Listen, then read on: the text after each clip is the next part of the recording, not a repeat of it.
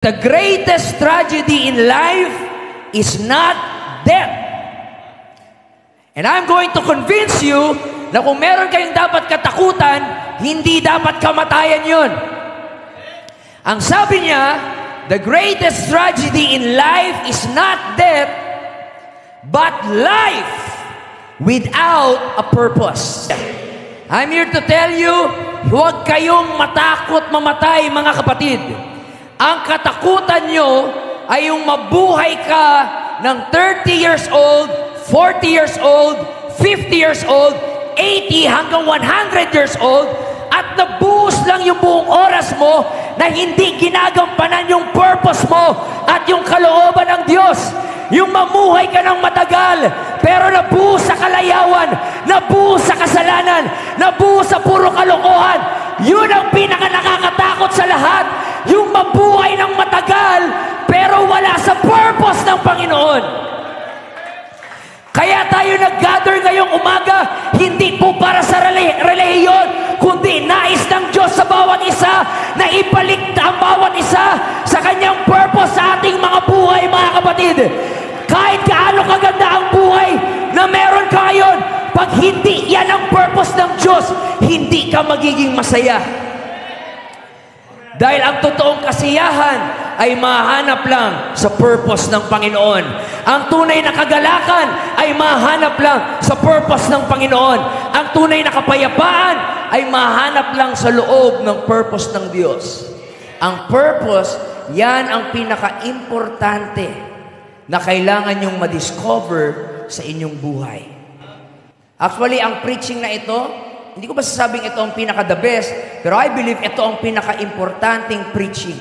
Bago man lang kayong mamatay, kailangan nyong marinig to, mga kapatid. Purpose, ang greatest discovery of man. Ang greatest discovery of man, hindi yung nakarating sila sa moon. Ang greatest discovery of man, hindi yung nakalangoy sila sa ilalim ng Pacific Ocean.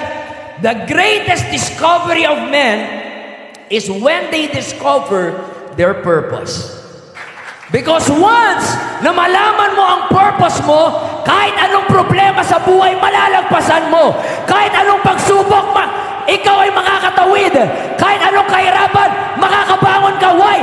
Alam mo na may purpose ka, na hindi ka dumating by experiment. Wala ka dito by random chance. I have a purpose. Sa dami mong kasalanan, here's the thing. Bakit buhay ka pa rin? Bakit hindi ka kinidlat ng Diyos at sinabi, walang iya, bastos ka? Bakit buhay ka pa rin ngayon? You still have a purpose. Ako, marami akong kasalanan. Huwag kayong maniwala sa mukhang to. Masamang tao to, mga kapatid. Hallelujah. Huwag ako. Marami akong nasaktang babae, nasaktang bakla, mga kapatid. Hallelujah. Pero sa kabila ng aking pagkakamali, sa kabila ng aking pagkukulang, buhay pa rin ako. Bakit? Hindi pa tapos ang purpose ng Diyos sa aking buhay. Makinig ka, kapatid. Huwag kang ma-depress. Huwag kang ma-discourage. Hanggang buhay ka, hindi pa tapos ang Diyos sa iyo. May purpose. Bakit ka pa nandito, mga kapatid? I don't care gaano kapangit ang sitwasyon mo ngayon. As long as you live, you still have a purpose. Everything is vanity. Everything is vexation of spirit. Everything is chasing of the wind. Sabi ni Solomon, sa kabila ng kanyang katanyagan, kasikatan, katalinuhan, ang sabi niya, walang kwenta lahat ng bagay. Na-journal niya sa Ecclesiastes, yun ang document ng isang tao na nawala na yung purpose ng kanyang buhay. Money cannot satisfy him. Women cannot satisfy him. The palace, the position cannot satisfy him. Why?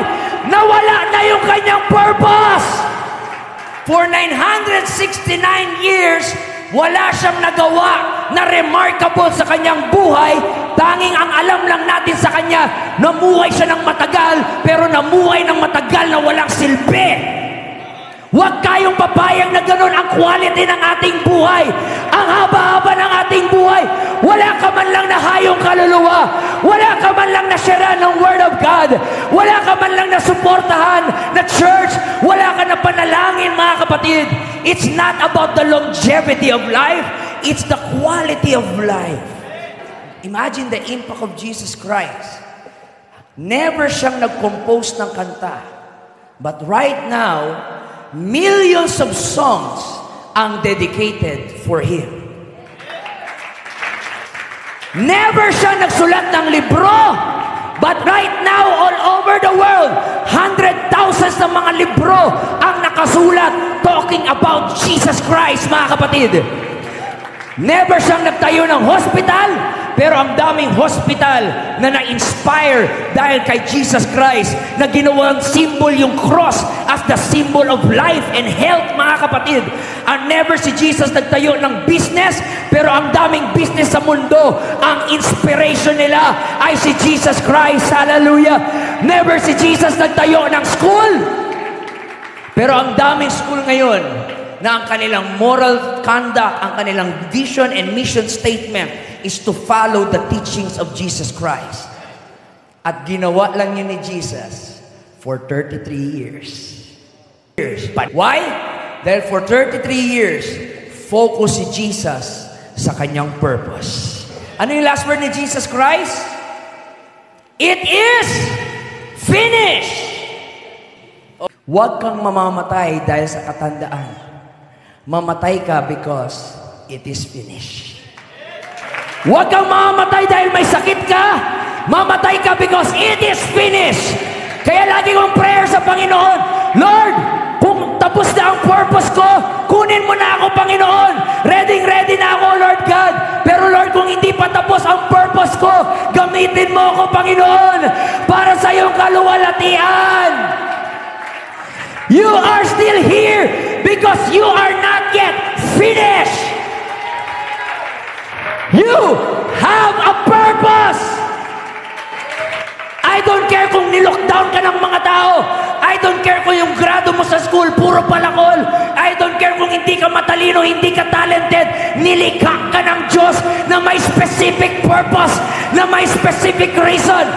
At hindi tayo papayag na mamamatay tayo with our purpose unfulfilled. Alam niyo ba gaano ka-powerful ang purpose? Ganito ka-powerful ang purpose. Kahit mamatay ka, parang buhay ka pa rin. Yung pangalan mo ay patuloy na nagre-resound in the world. Why? Dahil sa iyong short life na meron ka, you live with a purpose. When you live a life of purpose, you will outlive your grave. Death cannot stop you. Grave cannot stop you. Kabaong cannot stop you. Hanggang sa araw na mamatay ka, patuloy na tumitingting ang iyong pangalan. Why? Namuhay ka sa iyong purpose. You cannot determine what is your purpose. You need to come back to your Maker. You need to go back to your Creator kasi siya po ang nakakaalam ng purpose mo, mga kapatid. But don't lose heart. Binigay ng Panginoon ang Bible. Dito nakasulat, nakatalata. Ano ang purpose ng Diyos sa bawat isa, mga kapatid? Akong lumikha sa iyo. Akong nakakaalam ng lahat ng specs mo. Oh, you are here. You are the product of God's mind. You are the product of God's hand. You are the product of God's power. But hear me, bago pa kayo nag-exist, nauna muna yung purpose nyo, saka kayo nag-exist. Hindi kayo sinilang para hanapin yung purpose nyo. Isinilang ka nga kasi may purpose ka. At ang kailangan mo na lang ay i-fulfill yung purpose mo base sa instruction ng Maker mo. Huwag mong sabihin sa akin, wala kang purpose. May purpose ka, kapatid. May purpose ang Panginoon sa iyong buhay. And His purpose will always prevail. Ganun ang ating mundo. Yung ating value ay nakabase sa ating itsura. Pag marami kang pera, marami kang kaibigan. Pag talented ka, ang daming nagdidikit-dikit sa iyo. Ganun po ang measurement ng mundo. Pero salamat na lang, hindi ganun ang measurement ng ating Panginoon. Kahit sino ka pa ngayon, ano mang estado mo sa buhay, ano man ang itsura mo, ano mang kalagayan mo, mahal na mahal ka ng Panginoon. Your value does not come from the world's measurement. Your value comes from the eyes of God. And He saw you and I that we are so valuable. May mga panahon, yung mga masasalimuot na buhay na pangyayari sa inyong buhay, minsan yan ang paraan ng Diyos para manumbalik ka, mga kapatid, sa Kanya. Yan ang paraan ng Diyos para manumbalik ka sa purpose ng Panginoon. Minsan hayaan ng Diyos na madisgrasya ka, ma-hospital ka, ma-aksidente ka, magkasakit ka, bumagsak yung business mo, magkaroon ng bankruptcy sa iyong career, sa iyong income life. Yan ang paraan ng Diyos para manumbalik ka, nire-redirect ka ng Panginoon sa Kanyang purpose.